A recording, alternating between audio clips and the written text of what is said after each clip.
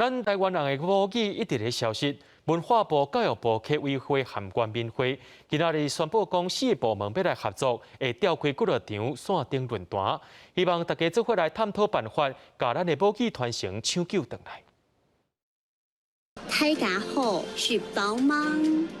大家好，食饱未？台湾有丰富的本土语言，过去60多年因为历史加政治因素，华语正做强势语言。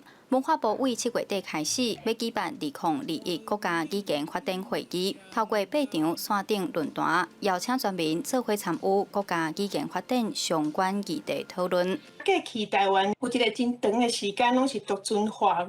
那希望呢，透过这摆的这个国家语言发展会议做一个开始，会当互咱的全民对这个本土语言的流失，会当有一个意识。文化部长李永德表示，语言权是文化公民权真重要的表现。虽然即阵有国家语言发展法保障本土语言的传承参推索，但也需要为生活中落实甲母语讲回来。社会整个的发展趋势下呢，也面临了非常非常大的一个流失的一个状况。希望借由多元化、生活化的内容，唤起民众珍惜自己的美好的母语。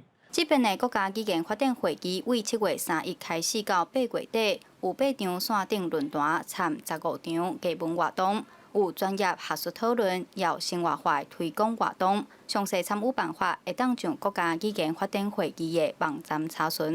记者杨淑晴采访报道。